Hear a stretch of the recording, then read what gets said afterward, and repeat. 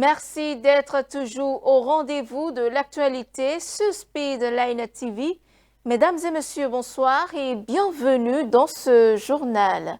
Au sommet, l'Église du christianisme céleste a franchi une étape historique ce samedi avec l'installation officielle de Conseil supérieur de transition composé de 15 membres issus de plusieurs pays de la sous-région. Cette cérémonie a connu la participation des membres du gouvernement, dont le président Patrice Talon.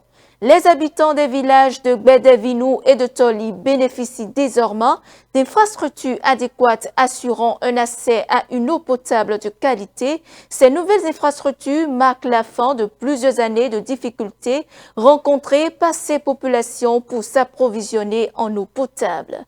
Et puis, hors de nos frontières, en Côte d'Ivoire, l'ancien président et ivoirien Laurent Gbagbo, exclu de la présidentielle d'octobre 2025, a lancé ce samedi à Abidjan le mouvement citoyen Trop c'est trop. Les détails dans un instant.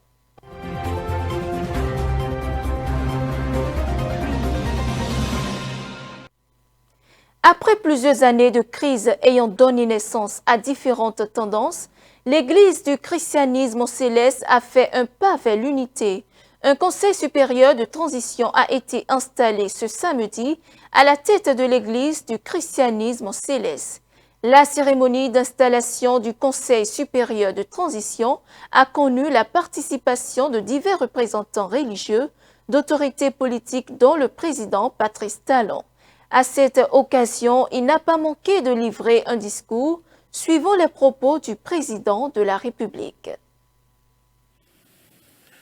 Je voudrais exhorter les uns et les autres, chacun ici présent, et partout dans le monde, partout où l'Église est implantée, vous exhorter à accompagner cette période de transition de vos prières au quotidien, notamment à l'occasion des cultes du dimanche. Que chaque fois, dans toutes les églises, de maintenant jusqu'à la fin de la transition, il y ait quelques minutes consacrées à la prière pour le succès de la transition. Les membres du Conseil supérieur de transition en auront grandement besoin. Le Saint-Esprit vous assistera, vous accompagnera et vous serez éclairés afin que les travaux de révision de la Constitution, de relecture de la Constitution soient conduits avec foi, abnégation, dans l'intérêt supérieur de l'Église du christianisme céleste. Je voudrais, pour finir, prier le ciel de nous accorder tous bonne santé, longue vie, afin que dans maximum 1 an, nous célébrions dans l'allégresse, dans la fête, l'installation des nouvelles autorités qui prendront la suite du Conseil supérieur de transition pour la gouvernance apaisée définitivement de l'Église du christianisme céleste. Amen. L'Église que nous avons la fierté de proclamer partout que le ciel, que Dieu s'est fait grâce à l'Afrique du meilleur de ce qui existe en ces temps modernes.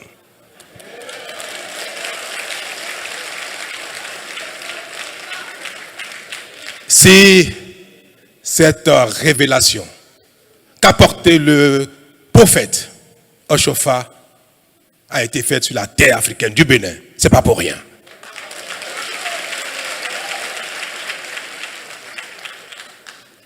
Mes chers amis,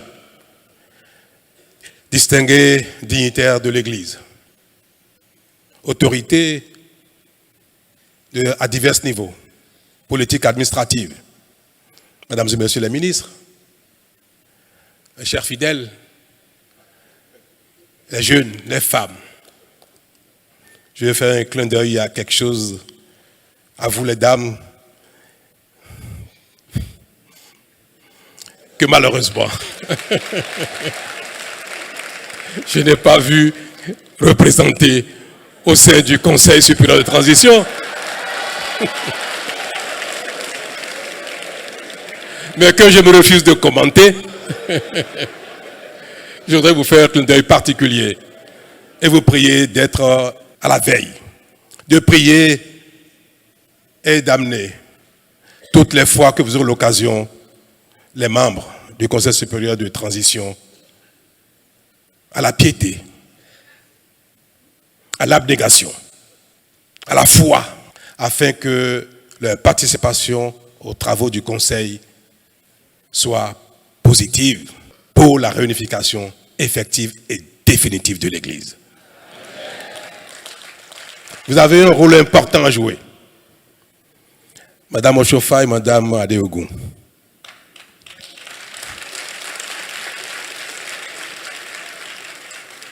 Je vous fais confiance pour être les conseils les plus avisés de nos révérends pasteurs.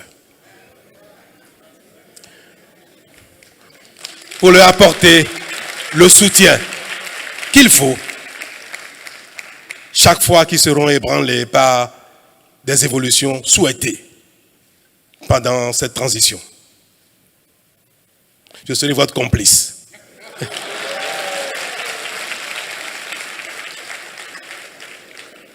Et ensemble, nous tous ensemble, nous aurons le mérite d'avoir œuvré à cette œuvre si belle.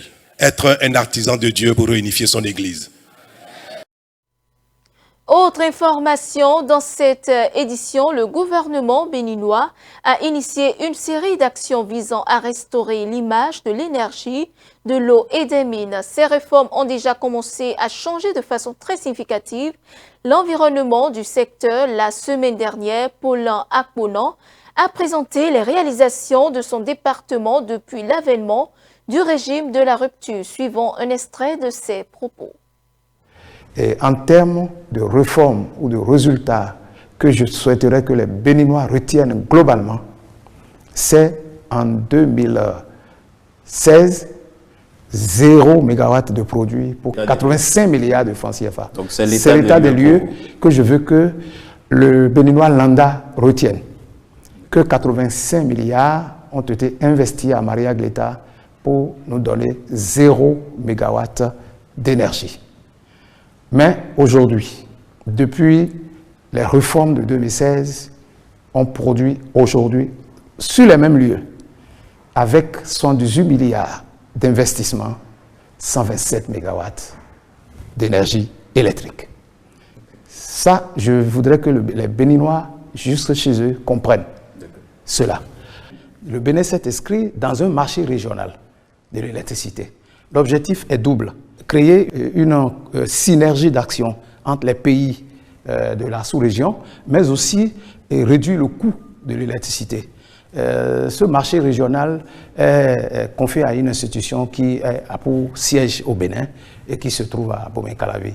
Donc, de là, la capacité de la production énergétique est passée de 0 MW à 182 MW et détaillé comme suit. Les 127 que je vous ai annoncés et que Maria Gleta produit désormais. Et puis, il y a des centrales qui ont été également construites à Koubé, avec une capacité de 25 MW, et la SBDE qui avait une capacité de 30 MW. Lorsqu'on met tout ça ensemble, on a 187 MW d'énergie disponible pour faire face à la demande. Donc c'est notre capacité de production aujourd'hui au Bénin. Aujourd'hui. Mais il n'y a pas que ça, il y a des travaux qui sont en cours pour renforcer. Parce que cette capacité nous place à 50% de dépendance par rapport à l'importation. Nous importons également du Nigeria pour 300 MW et du Ghana, ce sont des contrats fermes, et du Ghana de 100 MW. Mis ensemble, le Bénin demeure à l'heure actuelle à peu près à 50% dépendant de l'extérieur. Donc, la politique du gouvernement est de travailler à ce que cette dépendance se réduise à travers la construction des centrales solaires de 25 MW à Ilulofin. L'achèvement est prévu pour décembre 2025. Il y a aussi la construction d'une centrale solaire Forsoun, avec une capacité de 25 MW également. Il y a des perspectives. Il y a des projets en perspective. Ouais. On peut retenir le projet IPP 50. C'est la production par le secteur privé. D'accord. Oui, ça, la production par le secteur privé, et qui prévoit la construction de 4 centrales. Les 4 centrales seront reparties un peu partout sur le territoire national, à Boycon pour 15 MW, à Parakou pour 15 MW également, à Djougou et à Natitengu pour chacun 10 MW, qui seront construits pour venir renforcer. Le processus de signature de la convention est très avancé entre ce privé et l'État béninois dans le cadre de ce projet. Il est prévu également la construction d'une centrale solaire de 75 MW à Kandi. En dehors de tout ça, vous savez que le Bénin a innové dans la mise en place de la zone franche industrielle à Glodjigbe. Et cette zone franche, l'ambition du gouvernement, c'est de rendre cette zone de façon totalement indépendante au plan de l'énergie. Dans un tout autre registre, à présent, les habitants des villages de Gbedevinu et de Toli dans les arrondissements de Oumako et d'Akodera disposent désormais d'infrastructures adéquates pouvant leur garantir l'accès à une eau potable de qualité grâce à l'association MJ pour l'enfance. 2 châteaux d'eau et 4 bonnes fontaines ont été érigés dans ces localités. Ces installations inaugurées viennent sonner le glas de plusieurs années de souffrances endurées par ces populations dans l'approvisionnement en eau potable. Raphaël Sourin et Innocent Zokmon pour le reportage. L'eau potable est désormais une réalité à Gbedevinu, un village de l'arrondissement d'Akodera dans la commune de Komé. Grâce à un partenariat entre la ville de Komé et l'association MJ pour l'enfance, les difficultés d'accès à l'eau potable relèvent désormais du passé dans ce village. Ce château d'eau majestueusement dressé est octroyé aux usagers de l'école primaire publique de Gbedevinu. Les parents, les écoliers et le personnel de Gbedevinu remercient vivement pour votre aide et promettent d'en faire bon usage. C'est vraiment de la qualité et ça va durer des décennies, je pense, des décennies. Voilà, content pour la population. On va aller dans le village tout à l'heure aussi, là, voir le puits. À quelques pas de ce lieu de savoir, une borne fontaine est érigée dans le village pour assurer une couverture intégrale en eau potable. Cette descente a également permis aux premiers citoyens de la commune de Komé de visiter la maison villageoise de Gbedevinu, une infrastructure réalisée par la mairie. Cap est ensuite mis sur l'arrondissement d'Akodera pour inaugurer d'autres œuvres, fruits de la coopération entre l'association MJ pour l'enfance et la commune de Komé. Dans le village de Toli, les populations jubilent car il n'est point besoin de se tracasser pour avoir de l'eau potable. Le liquide jaillit des robinets des 3 bonnes fontaines installées. Idem pour le PP Toli qui, elle, est doté désormais d'un château d'eau.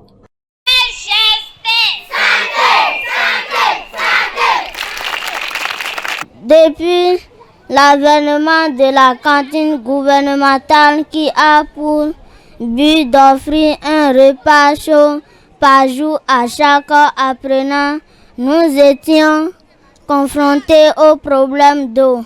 Chaque jour, il faut parcourir plus d'1 kilomètre avant d'aller chercher cette denrée nécessaire qui n'est souvent pas disponible. Les apprenants et le personnel enseignant de l'école se joignent à moi pour remercier très sincèrement l'association MJ pour l'enfance, en l'occurrence son numéro 1, Monsieur Michel Gestin.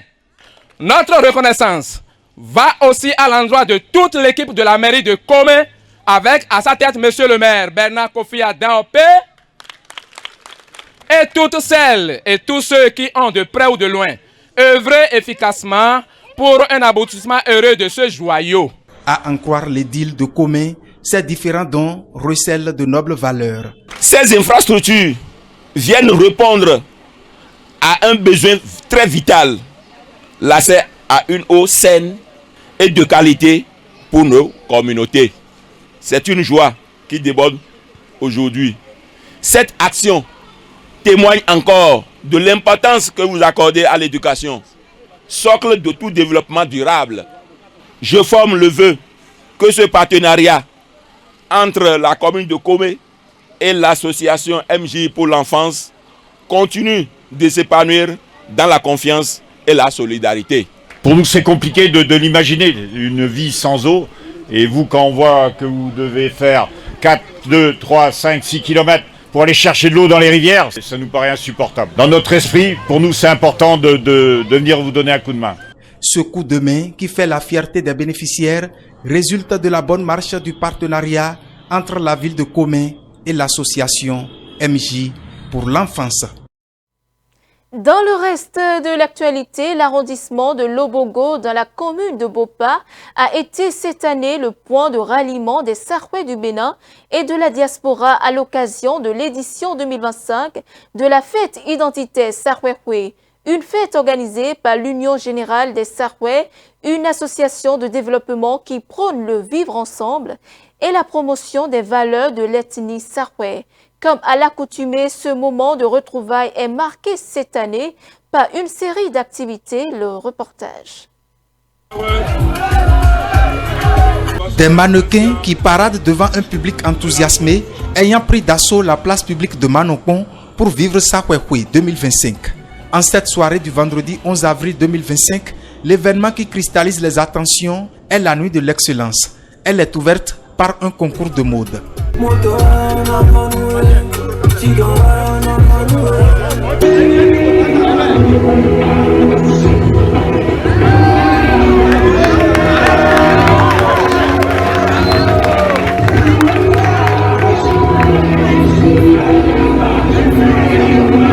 Les mannequins, après avoir défilé en tenue traditionnelle et en tenue de soirée, les meilleurs parmi les stylistes qui les ont habillés ont été distingués. Le premier et la première ex-aequo viennent de l'arrondissement de Lobogo, dans la commune de Bopa, tandis que la deuxième provient de Doutou, dans la commune de Houéogbe. De l'Union de la jeunesse Sarwais, UJS à l'origine, le Creuset, qui a toujours été aux commandes de ces retrouvailles Sarwais, a au fil des années changé de dénomination pour devenir UGS, Union Générale des Sarwais. Son actuel président a tenu à faire l'historique de sa genèse. Et quand on parle de l'Union de la jeunesse des Sarwais, vous vous souvenez, dans le vieux temps, il y avait des velléités politiques. Et les députés ont amené les vieux à dire pourquoi vous avez créé l'Union de la jeunesse Sarwais au lieu de créer l'Union de nous tous, qui devrait devenir l'Union Générale des Sarwais. C'est de cette façon que l'UJS, l'Union de la jeunesse des Sarwais, s'est transformée en Union Générale des Sarwais. Ce n'est pas nous qui l'avions créée. Elle fut créée et enregistrée légalement le 16 janvier 1959. Alors qu'elle venait d'être fraîchement élue en 2023, l'actuelle équipe dirigeante de l'UGS a relevé un défi majeur en sauvant la langue sarwais qui était sur le point de disparaître. Aussitôt élu en septembre 2023, en novembre, il était organisé un séminaire pour tabler sur les langues nationales au Bénin. Et en ce temps-là, Sarwais disparaissait. Mais la vigilance ou l'esprit que nous avons derrière ce que nous appelons aujourd'hui l'UGS nous a amené à créer une commission, dite commission linguistique, qui a à sa tête du moins M. Hunkwe Paul Si, qui est de Yegodwe. C'est lui qui a sauvé la langue sarwais. Sinon, la langue sarwais allait être rayée. En dehors de ce grand pas, l'UGS nourrit de nobles ambitions pour le peuple sarwais. Nous allons juste vers la défense des intérêts des Sarwais. Nous allons juste vers la constitution d'un ensemble que l'on puisse respecter. Un groupe qui deviendra un lobbying, à l'instar de Novicha, de Agbessi Yanlé, de Wemekwe et de tous les gros ensembles. Nous ne sommes pas un groupe politique. Cette nuit de l'excellence a été marquée par une série de récompenses à l'endroit de plusieurs acteurs, dont entre autres des enseignants du secondaire en service dans le département du Mono et qui ont été honorés par l'État dans leur matière. Les 3 premiers aux examens du CEP, BEPC et BAC de l'année écoulée dans le Mono. La veille de la fête de Pâques, les festivités de Sarwais se sont poursuivies à Lobogo au détour d'un géant concert qui a drainé du monde.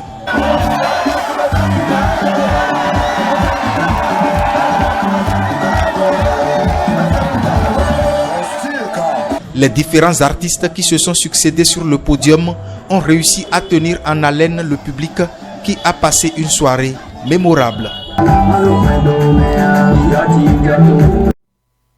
En interactualité, l'ancien président ivoirien et figure de l'opposition, Laurent Gbagbo, a lancé ce samedi un mouvement citoyen baptisé « Trop c'est trop », marquant une nouvelle étape dans la contestation politique à l'approche de l'élection présidentielle d'octobre 2025. Malgré son exclusion de la course présidentielle en raison d'une condamnation judiciaire, Laurent Gbagbo a exprimé sa détermination à mobiliser la population à travers un communiqué diffusé à l'issue d'un rassemblement du comité central de son parti. Le reportage. L'ex-président et opposant ivoirien Laurent Gbagbo a lancé samedi le mouvement citoyen Trop c'est trop.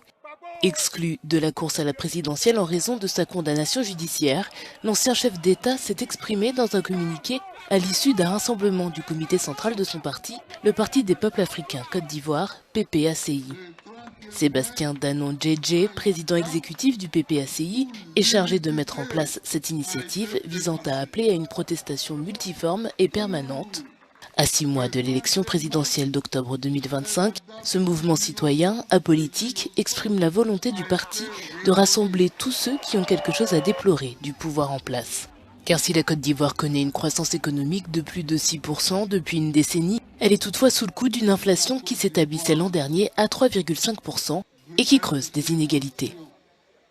La publication de la liste électorale définitive étant prévue le 20 juin, le PPACI appelle à une évaluation de la campagne la première quinzaine de juin.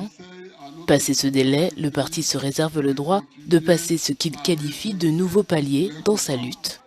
Le parti a réitéré son appel pour réintégrer M. Gbagbo, 79 ans, sur la liste, pour mettre en place un nouvel organe électoral consensuel et a demandé un audit de la liste électorale.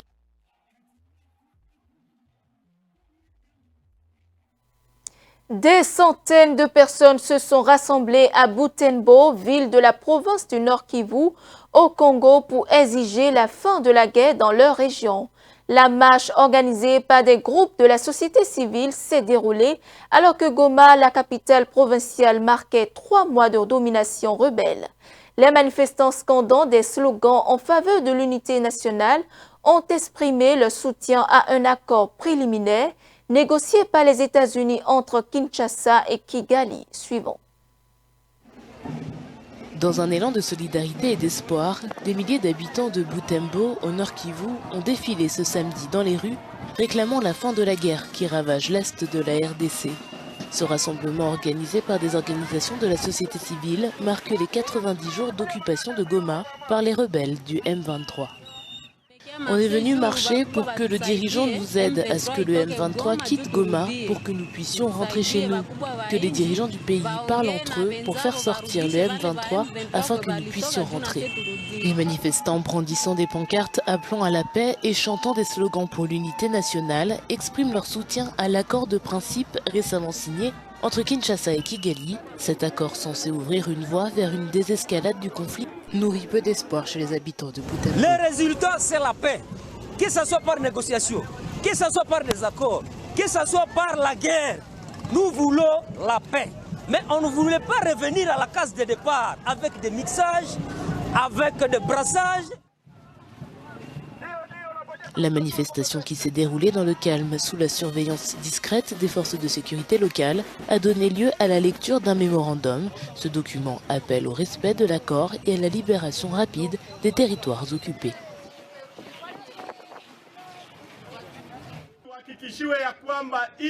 Nous voulons être rassurés que le pays restera un. Il n'y a personne qui pourra diviser le pays. Luttons tous pour l'unité nationale. Luttons tous pour le patriotisme. La mobilisation à Butembo traduit une exigence claire, la fin immédiate des hostilités, la libération des territoires occupés et le retour des déplacés dans leur foyer. La population du Nord Kivu, épuisée par la guerre, réclame la paix et un retour à la vie normale.